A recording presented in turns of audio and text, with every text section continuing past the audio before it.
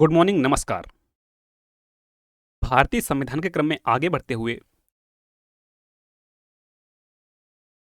अनुच्छेद 63 से 73 तक पेयर एक्ट के क्रम में आज का जो विषय है वह है भारत का उपराष्ट्रपति। अनुच्छेद 63 अनुच्छेद 63 में बताया गया है कि भारत का एक उपराष्ट्रपति होगा। भारत का एक उपराष्ट्रपति होगा। अनुच्छेद 64 अनुच्छेद 64 में कहा गया है उपराष्ट्रपति राज्यसभा का पदेन सभापति होगा। जो उपराष्ट्रपति है वह राज्यसभा का पदेन सभापति भी होता है।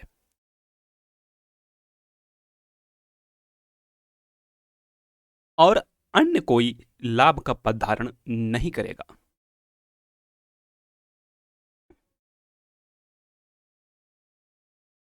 परंतु जिस अवधि के दौरान उपराष्ट्रपति अनुच्छेद 65 के अधीन राष्ट्रपति के रूप में कार्य करता है या राष्ट्रपति के कृत्यों का निर्वहन करता है,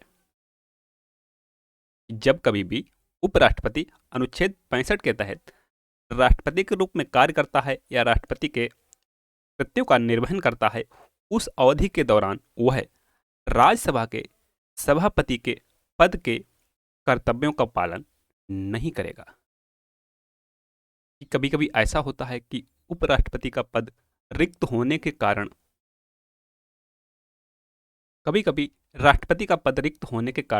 उपराष्ट्रपति राष्ट्रपति के कर्तव्यों का निर्वहन करता है। इस दौरान वह उपराष्ट्रपति वाले कार्य नहीं करता, अर्थात राज्यसभा के सभापति के पद के कर्तव्यों का पालन नहीं करता है। और वह अनुच्छेद 97 के अधीन अनुच्छेद 97 इसमें वेतन वगैरह बताया गया है, राज्यसभा के सभापति को संदेय वेतन या भत्ते का हकदार नहीं होगा। उसे जो राज्यसभा का सभापति होने के लिए वेतन और भत्ते जब मिलते हैं अनुच्छेद 97 के तहत, वह जब राष्ट्रपति के रूप में कार्य करता है तो उसे नहीं मिलते हैं। उसे वही वेतन भत्ते मिलते हैं जो राष्ट्रपति को मिलते हैं।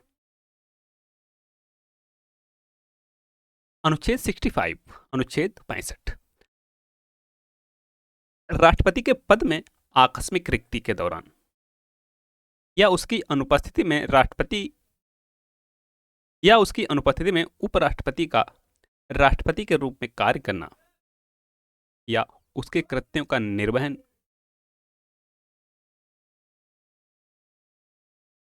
क्लॉज 1 राष्ट्रपति की मृत्यु, पद त्याग या पद से हटाए जाने के कारण से उसके पद में हुई रिक्ति की दशा में उपराष्ट्रपति उस तारीख तक राष्ट्रपति के रूप में कार्य करेगा जिस तारीख को ऐसी रिक्ति को भरने के लिए इस अध्याय के उपबंधों के अनुसार निर्वाचित नया राष्ट्रपति अपना पद ग्रहण करता है। कि जो उपराष्ट्रपति है जब तक राष्ट्रपति के पद पर न रहता है जब तक नया राष्ट्रपति निर्वाचित न हो जाए, और यह कार्य 6 महीने के भीतर करना होता है। जब कभी भी राष्ट्रपति का पद रिक्त होता है तो नया जो चुनाव है 6 महीने के भीतर कराना अनिवार्य होता है। क्लॉज 2 जब राष्ट्रपति अनुपस्थिति, बीमारी या अन्य किसी कारण से अपने कृत्यों का निर्वहन करने में असमर्थ है, तब उपराष्ट्रपति उस तारीख तक उसके कृत्यों का निर्वहन करेगा जिस तारीख को राष्ट्रपति अपने कर्तव्यों को फिर से संभालता है।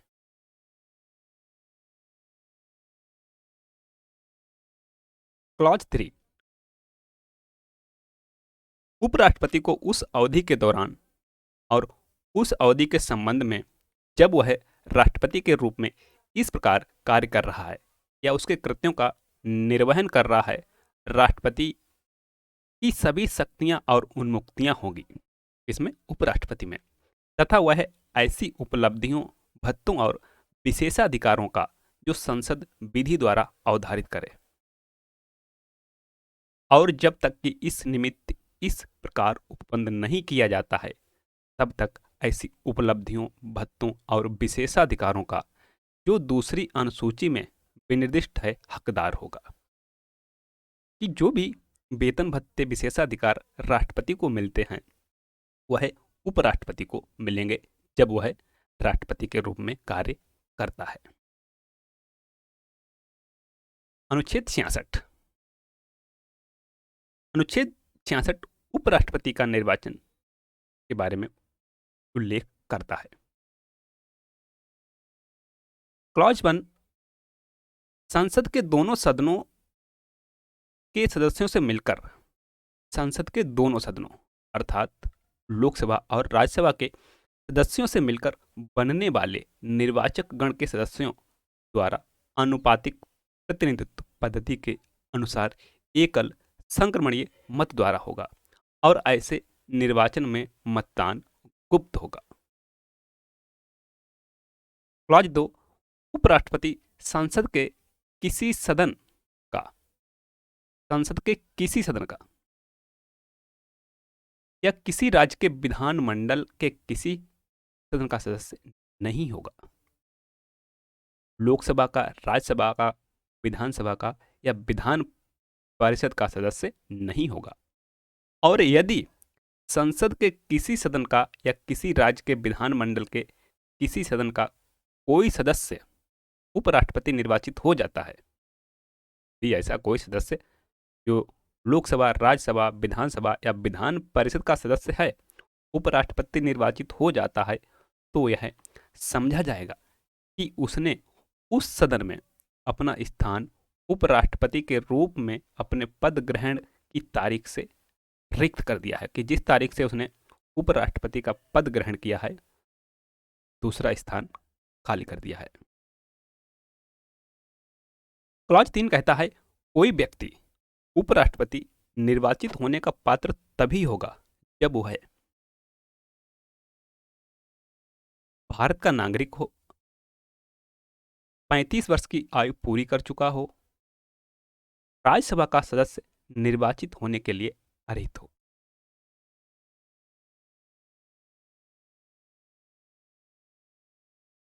पहला तो भारत का नागरिक होना चाहिए, 35 वर्ष की आयु पूरी कर चुका हो, राज्यसभा का सदस्य निर्वाचित होने के लिए अर्हित हो। क्लॉज 4 कोई व्यक्ति जो भारत सरकार के या किसी राज्य सरकार के अधीन अथवा उक्त सरकारों में से किसी के नियंत्रण में किसी स्थानीय या अन्य प्राधिकारी के अधीन कोई लाभ का पद धारण करता है, उपराष्ट्रपति निर्वाचित होने का पात्र नहीं होगा। कि ऐसा व्यक्ति जो भारत सरकार या राज्य सरकार के अधीन किसी लाभ के पद पर है, उपराष्ट्रपति निर्वाचित होने का पात्र नहीं होगा। इसमें एक स्पष्टीकरण दिया गया है, इसको देखते हैं। इस अनुच्छेद के प्रयोजनों के लिए कोई व्यक्ति केवल इस कारण कोई लाभ का पद धारण करने वाला नहीं समझा जाएगा कि वह संघ का राष्ट्रपति या उपराष्ट्रपति या किसी राज्य का राज्यपाल है, अथवा संघ का या किसी राज्य का मंत्री है। अब यह जो पद हैं, यह लाभ के पद नहीं माने गए। राष्ट्रपति, उपराष्ट्रपति, राज्यपाल, संघ या राज्य के जो मंत्री हैं, यह लाभ के पद पर नहीं माने जाते। ऐसा कोई व्यक्ति जो इन पदों पर आसीन है, उपराष्ट्रपति निर्वाचित होने का पात्र होता है। अनुच्छेद 67 में उपराष्ट्रपति की पदावधि का उल्लेख किया गया है। उपराष्ट्रपति अपने पद ग्रहण की तारीख से 5 वर्ष की अवधि तक पद धारण करेगा। कब से? पद ग्रहण की तारीख से। इसको आपको याद रखना है। उपराष्ट्रपति अपने पद ग्रहण की तारीख से 5 वर्ष की अवधि तक पद धारण करेगा, परंतु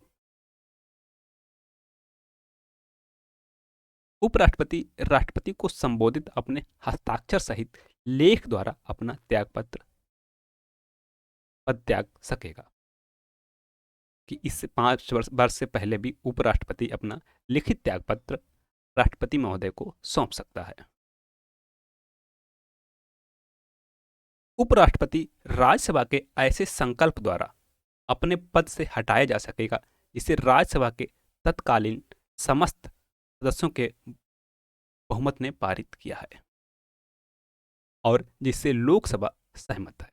परंतु इस खंड के प्रयोजन के लिए कोई संकल्प तब तक प्रस्तावित नहीं किया जाएगा जब तक कि उस संकल्प को प्रस्तावित करने के आशय की कम से कम 14 दिन की सूचना ना दे दी गई हो।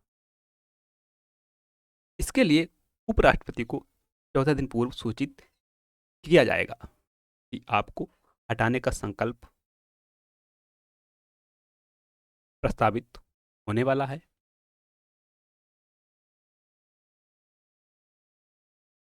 यह सूचना देने के बाद ही संकल्प प्रस्तावित किया जा सकेगा।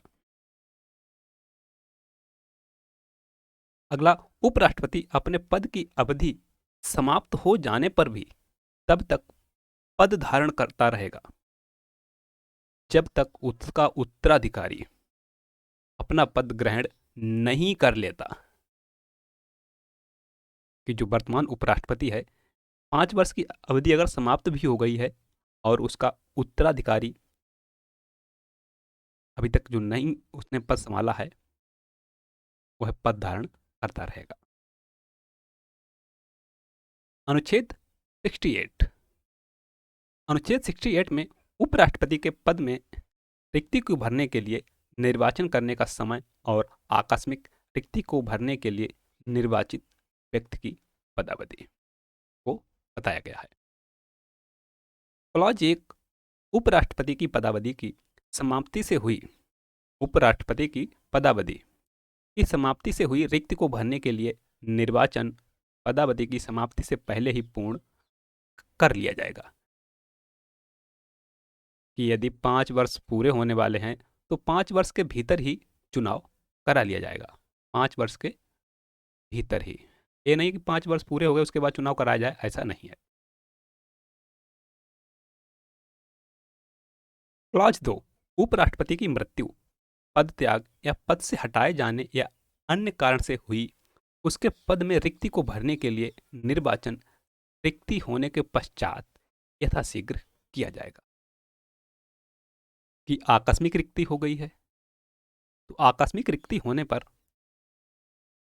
जो निर्वाचन है वह यथाशीघ्र कराया जाएगा और रिक्ति को भरने के लिए निर्वाचित व्यक्ति अनुच्छेद 67 के उपबंधों के अधीन रहते हुए अपने पद ग्रहण की तारीख से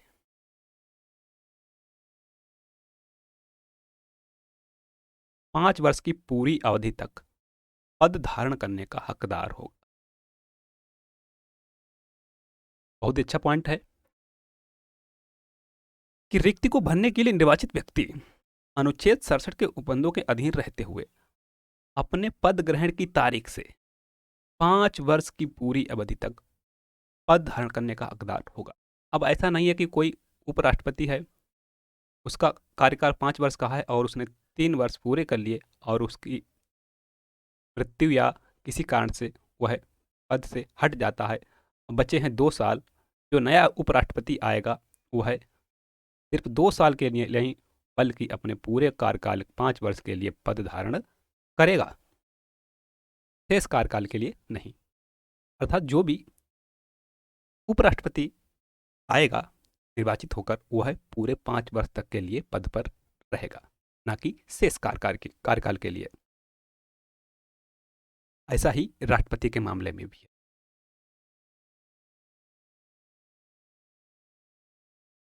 अनुच्छेद 69 उपराष्ट्रपति द्वारा शपथ या प्रतिज्ञान। अनुच्छेद 69 में उपराष्ट्रपति द्वारा शपथ या प्रतिज्ञान। प्रत्येक उपराष्ट्रपति अपना पद ग्रहण करने से पहले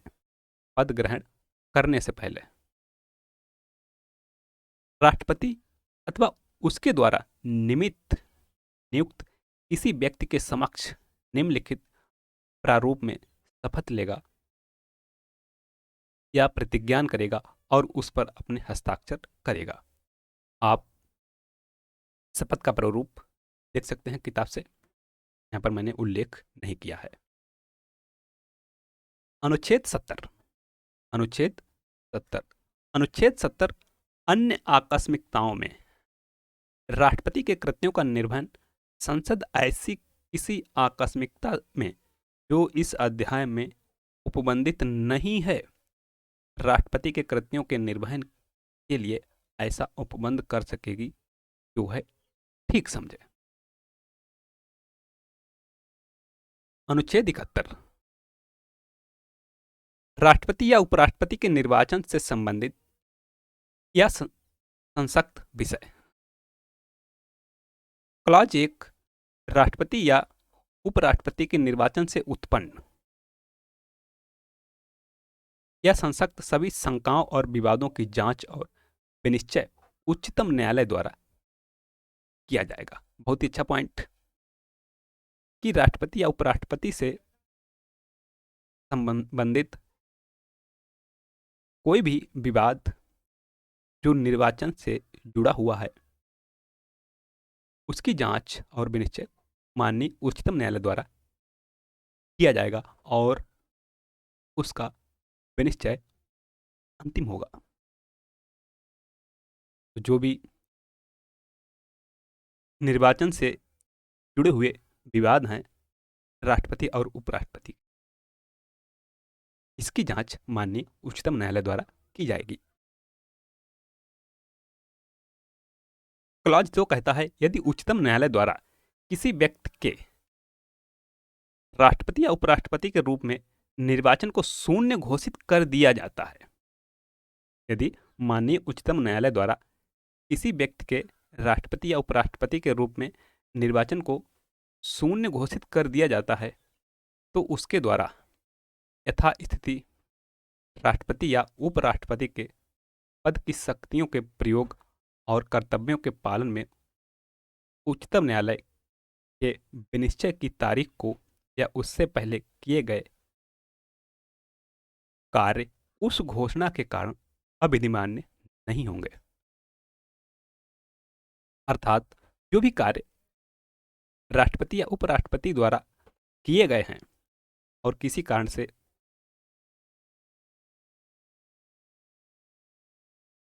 उनका जो निर्वाचन है अवैध घोषित कर दिया जाता है माननीय उच्चतम न्यायालय के द्वारा, तो उसके द्वारा जो किए गए कार्य हैं वह मान्य होंगे।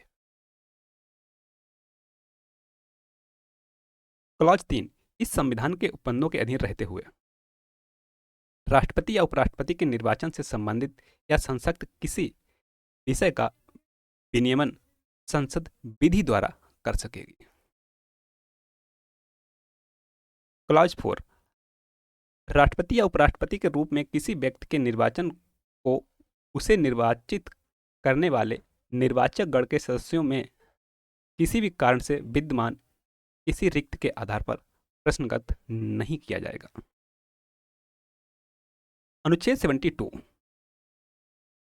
क्षमा आदि की और कुछ मामलों में दंडादेश के निलंबन, परिहार या लघुकरण की राष्ट्रपति की शक्ति।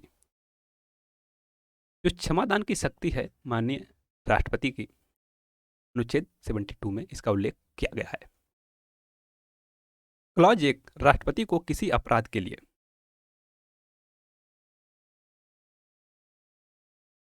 दोष सिद्ध ठहराए गए किसी व्यक्ति के दंड को क्षमा, उसका प्रविलंबन, विराम या परिहार करने की अथवा दंडादेश के निलंबन, परिहार या लघुकरण की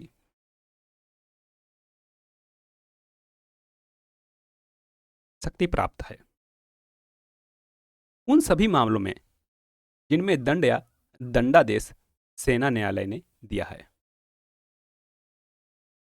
राष्ट्रपति माफ कर सकता है।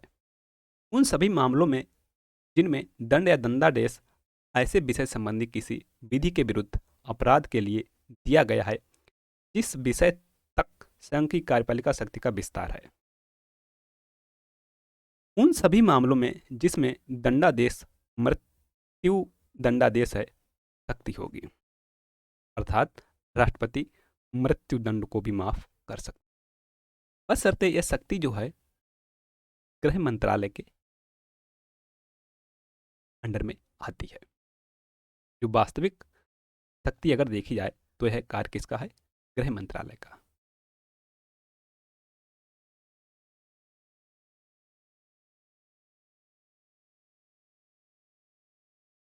क्लॉज 2 खंड 1 के उपखंड का की कोई बात संघ के सशस्त्र बलों के किसी ऑफिसर की सेना न्यायालय द्वारा पारित दंडादेश के निलंबन, परिहार या लघुकरण की विधि द्वारा प्रदत्त शक्ति पर प्रभाव नहीं डालेगी। क्लॉज 3 खंड 1 के उपबंध का की कोई बात तत्समय प्रबद्ध किसी विधि के अधीन किसी राज्य के राज्यपाल द्वारा प्रयोक्तव्य मृत्यु दंडादेश के निलंबन, परिहार या लघुकरण की शक्ति पर प्रभाव नहीं डालेगी। अनुच्छेद 73 संघ की कार्यपालिका शक्ति का विस्तार। संघ की कार्यपालिका शक्ति का विस्तार। क्लॉज 1 इस संविधान के उपबंधों के अधीन रहते हुए, संविधान के उपबंधों के अधीन रहते हुए संघ की कार्यपालिका शक्ति का विस्तार। जिन विषयों के संबंध में संसद को विधि बनाने की शक्ति है, जिन विषयों के संबंध में संसद को विधि बनाने की शक्ति है, उन तक और किसी संधि या करार के आधार पर भारत सरकार द्वारा प्रयोक्तव्य अधिकारों, प्राधिकार और अधिकारिता के प्रयोग तक,